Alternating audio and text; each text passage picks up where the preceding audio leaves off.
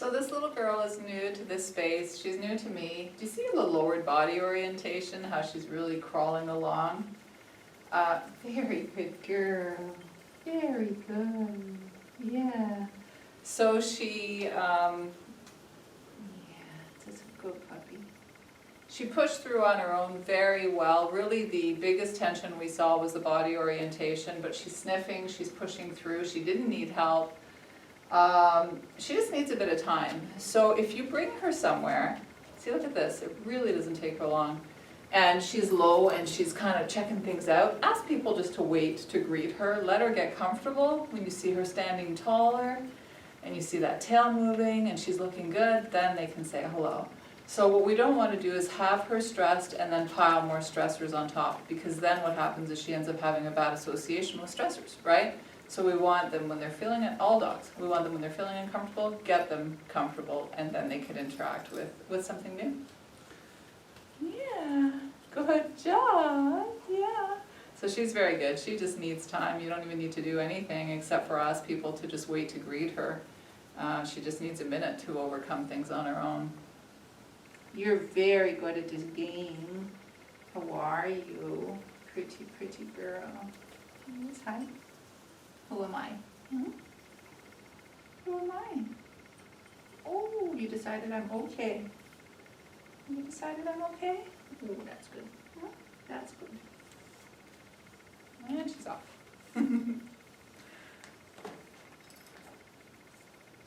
She's a really cute girl.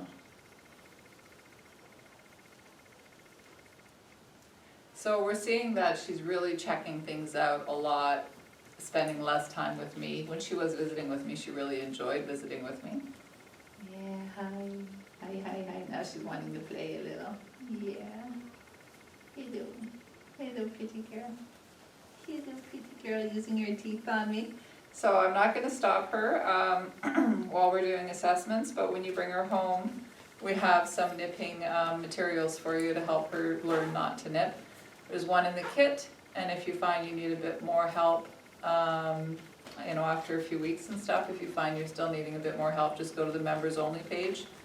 There's a login password that you're going to get with your kit, and you can go in there, and we've got some printable materials to help you out as well. There's a bunch of videos to help you with different phases of development.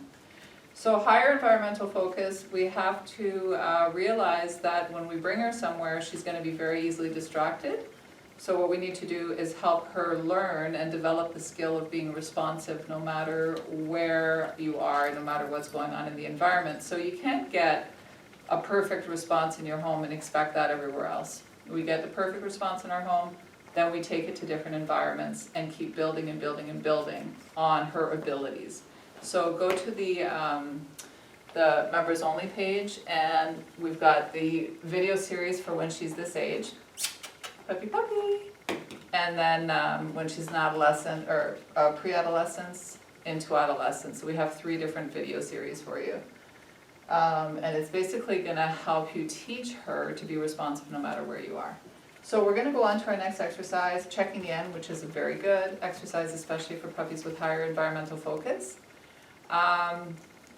She's just going to whittle, so we'll let her do her thing and then I'll clean it up. So what you want to do is make her feel really good every time she comes to you. You're going to walk around, she's going to check things out. So you start off in your home where you set up props, and then you take her around when she understands the game, and you get her to play it at different areas where there's just props, natural props, rocks, trees, or you know, swings and whatever it may be, anything in the environment. So we want her coming and going. Every time she comes to, make her feel great. And the ultimate goal is to develop that bond, and also that later on, when you're out socializing with her and she's older, that she'll come and check in with you regularly, and you're not always having to chase after her to get her attention. Okay, so we're going to clean this up real quick and then go on to the game.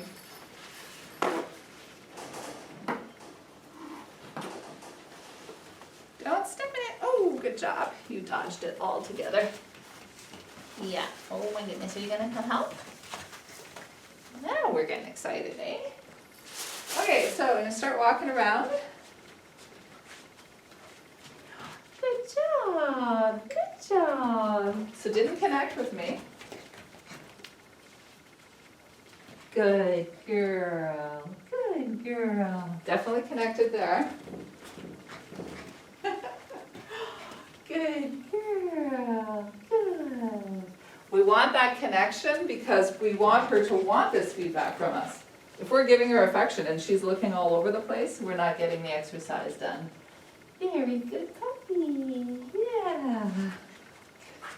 She's a handful, this one. Cute. Beauty Patoonie.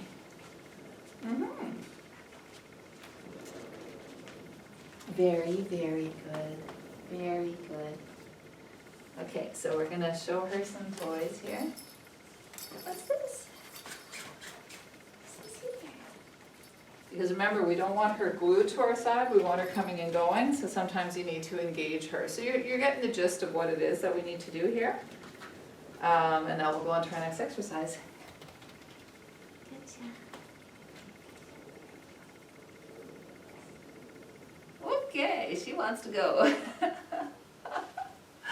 So lacking a little bit of patience and tolerance there. She's not upset, she just wants to go play and do her thing. So, you settle down. So what you're gonna wanna do is practice that exercise. Pick her up gently the way I was holding her, supporting her hind end as well. Aye. And have treats in your pocket. What you want to do is the first time you do it, you want to put her down before she starts to wiggle. So it's going to be really quick the first time. Have those treats in your pocket, pick her up, put her down, give her a reward for having stayed calm. Do that 2 days in a row, and on the third day, I want you to start increasing the amount of time that you're holding her. So we only practice this exercise once a day. And the ultimate goal is to be holding her for 20-30 seconds and just have her relaxed and waiting, okay? So you're teaching her patience, tolerance, impulse control, all those things as this little exercise. You have to do it when she's little, of course. Can't do it when she's older, she's too big. And you're going to be setting your caregivers up for success. So it's going to help you, it's going to help her, right, to control her emotions. It's going to help your groomer, it's going to help your veterinarian and their staff. So there's a real big ripple effect on doing this exercise with her. All right. What's this? So this is socializing, presenting different things to her.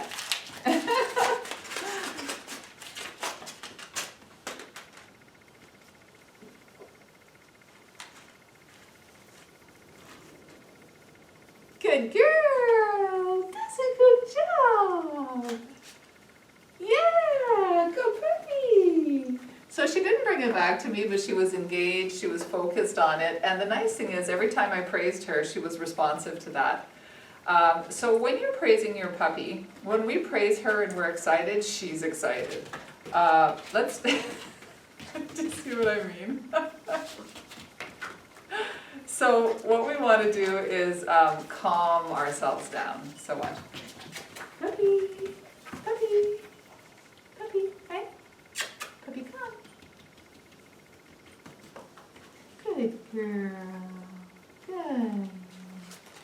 Puppy, puppy, good. Come on. Oh, Teepy, a little monkey. So we kind of calm ourselves down a little bit, take a deep breath, and it should have an effect on her.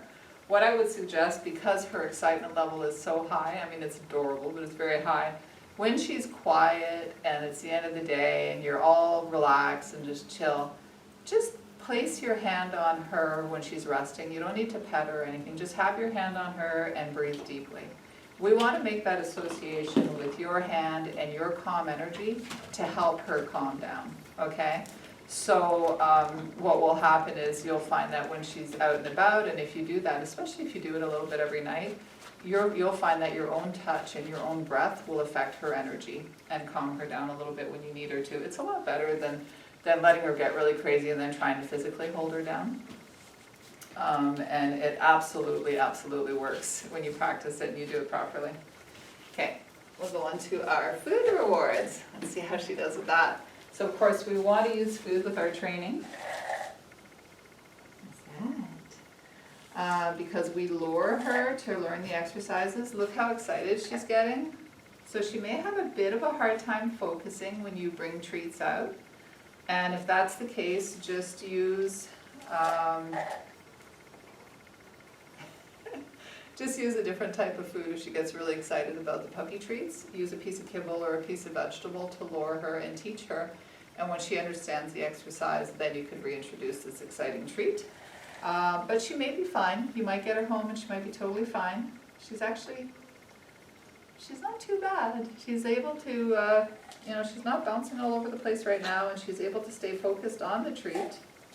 So that's pretty good. I was expecting her to be a lot more excited. Let's see how she does.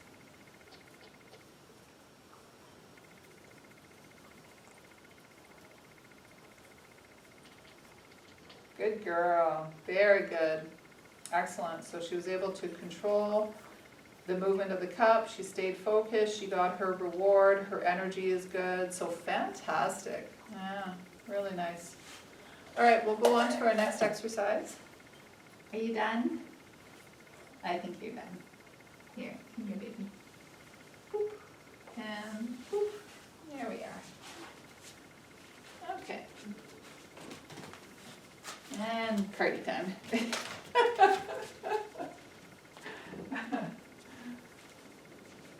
I think if somebody was doing a little animated book or a little video book with a puppy, this would be the puppy to do it with. She's hilarious.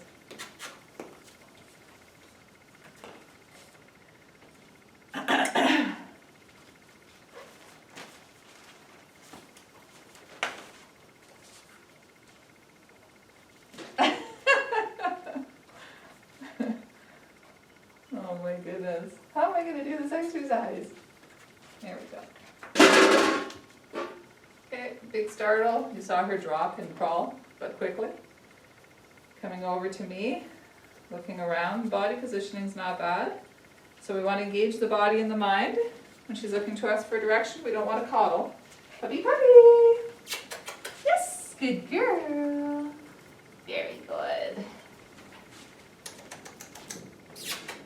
Yes, very good puppy. Good girl. Yeah, so she's good now.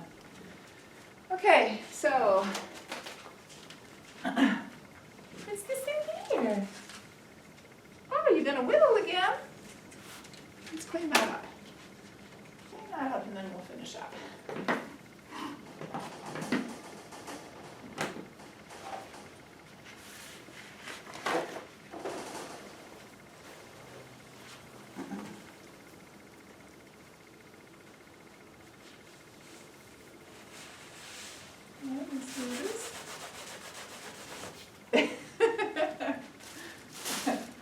Okay.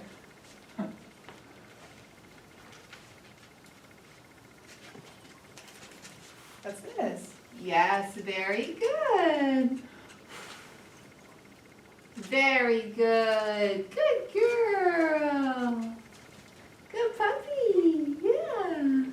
So socializing, presenting new things to her, make sure you get that mental connection when you praise her. Make sure she understands that she's being praised for doing the job well done. And we just look for positive outcome. You know, whatever we're exposing her to, we want to make sure she has a good association with it. All right, so our last exercise.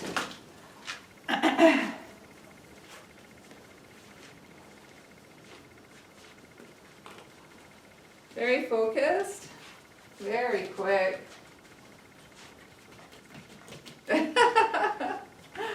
Not so quick to grab though, eh? So she's just having fun with the chase right now. All right, so I'd say she's a medium to a high. A high prey drive would have had that in seconds and would have been shaking it, and that would have been that. She chased it, played around with it, and finally eventually grabbed it. So you want to ensure that you're doing your training in different areas, you're getting that responsiveness in all the different areas. So again, refer to the members only page and the videos there to help you out. And timing's going to matter when you redirect her, so that she's not chasing after a squirrel or anything like that. You need to tell her, leave it, watch me, before she gets too focused and chasing after something. And then give her a job to do. Ask her for a sit, get her to heel, lie down, whatever it may be. Give her something to do and something to focus on so that she's not chasing after whatever it is that you don't want her to chase after. So that's it. She is really fun, and we're done.